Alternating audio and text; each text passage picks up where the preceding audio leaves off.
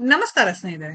Big boss ಶೋನಿಂದ ಹೆಚ್ಚು famous ಆದ ಕ್ಯಾಡಬಾಮ್ಸ್ ಸತೀಶ್ ಅವರು ಪೊಲೀಸ್ ಠಾಣೆ ಮೆಟ್ಟಿಲು ಏರಿದ್ದಾರೆ. ತಮಗೆ ಕೊಲೆ ಬೆದರಿಕೆ ಹಾಕಿದವರ ವಿರುದ್ಧ ಅವರು ದೂರು ನೀಡಿದ್ದಾರೆ. ಪೊಲೀಸರು ಕ್ರಮ ತೆಗೆದುಕೊಂಡಿದ್ದಾರೆ.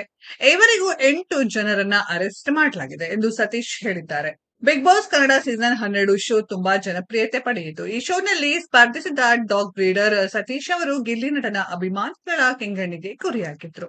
ಅವರ ವಿರುದ್ಧ ಗಿಲ್ಲಿ ಅಭಿಮಾನಿಗಳು ಗರಂ ಆಗಿದ್ರು. ಕೆಲವರು ಸತೀಶ್ ಅವರಿಗೆ ಕೊಲೆ ಬೆದರಿಕೆ ಹಾಕುವ ಮಟ್ಟಕ್ಕೆ ಹೋಗಿದ್ರು. ಅಂತವರ ವಿರುದ್ಧ ಸತೀಶ್ ಅವರು ಕಾನೂನು ಕ್ರಮ ತೆಗೆದುಕೊಂಡಿದ್ದಾರೆ. ಹಲವರ ವಿರುದ್ಧ ದೂರು ನೀಡಿದ್ದಾರೆ. ಆ ಪೈಕಿ ಒಂದಷ್ಟು ಜನರನ್ನ ಬಂಧಿಸಲಾಗಿದೆ.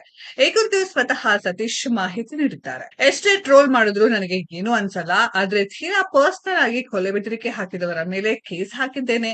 80 ಜನರ ಮೇಲೆ ಕೇಸ್ ಹಾಕಿದ್ದೇನೆ. ಅದರಲ್ಲಿ 8 ಜನರು ಅರೆಸ್ಟ್ ಆಗಿದ್ದಾರೆ.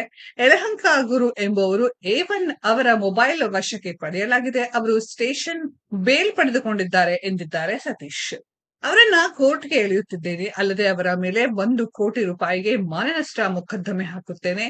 ವೈಟ್ ಫೀಲ್ಡ್ ಕಡೆಯ ಯುವ ಸಾಮ್ರಾಟ್ ಎಂಬುವರ ಕೂಡ ಅರೆಸ್ಟ್ ಆಗಿದ್ದಾರೆ. ಮಂಡ್ಯದಲ್ಲಿ ಇರುವ ಇನ್ನೊಬ್ಬರು ಕೊಲೆ ಬೆದರಿಕೆ ಹಾಕಿದ್ದಾರೆ.